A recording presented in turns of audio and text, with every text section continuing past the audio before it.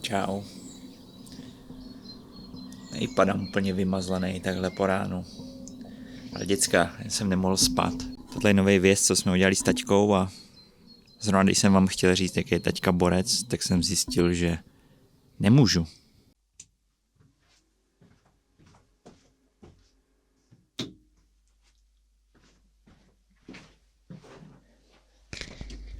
Tak já vám řeknu proč. Dostal jsem totiž ban, ale ne ledajaký ban. Dostal jsem ten nejvíc brutální ban, jaký můžete dostat na sociálních sítích. Týká se to, teď nevím, jestli nemám zabubnovat, týká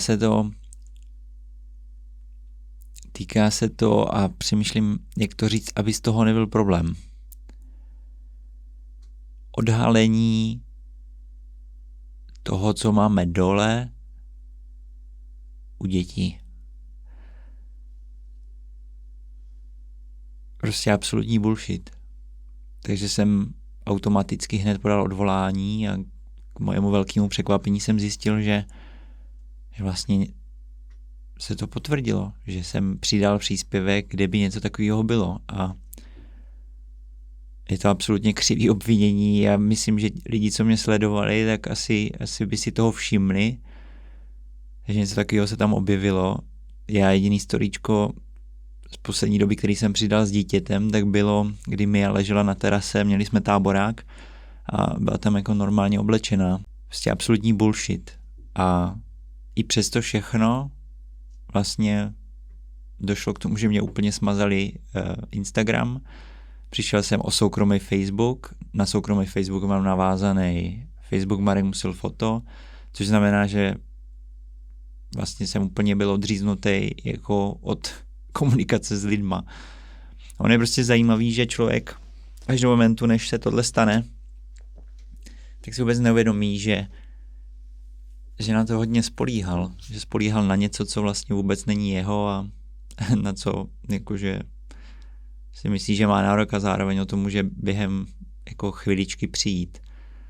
Nevím, jestli je to dílo někoho konkrétního, jestli někdo konkrétní zkusil mě poškodit, anebo jestli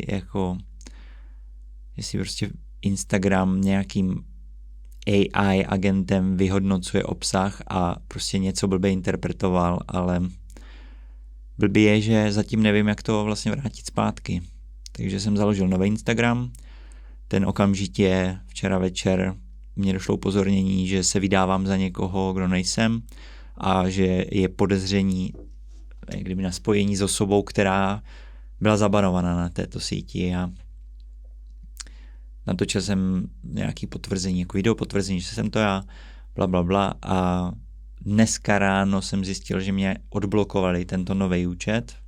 No takže momentálně jako nějaký účet novej existuje. Já vlastně nevím, jestli to chci budovat znovu.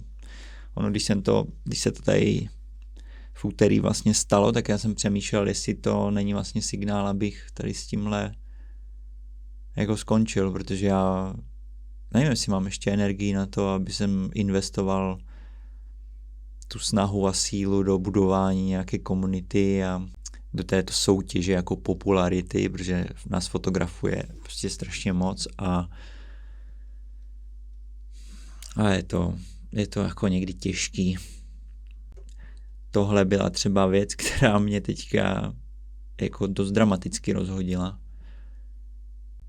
Ono, kdyby člověk udělal něco blbě a pak přišel trest, tak by se to líp snášelo, ale přijít jenom takhle z ničeho nic o možnost komunikovat,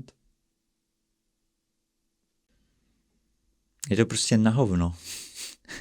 Přemýšlím nad nějakýma lepšíma slovama, ale ne, je to prostě na hovno. No. Tak teď mám nový profil. Budu se snažit to nějakým způsobem řešit, ale absolutně nevím jakým, protože odvolání vlastně, který jsem podal, tak bylo zamítnuto a jenom můj starý účet mě jenom vypisuje, že je to nenávratně jako zablokováno. A navíc to vypadá, že bude asi zablokovaný i cokoliv novýho, co se bude týkat mojí osoby. Jakýkoliv nový účet.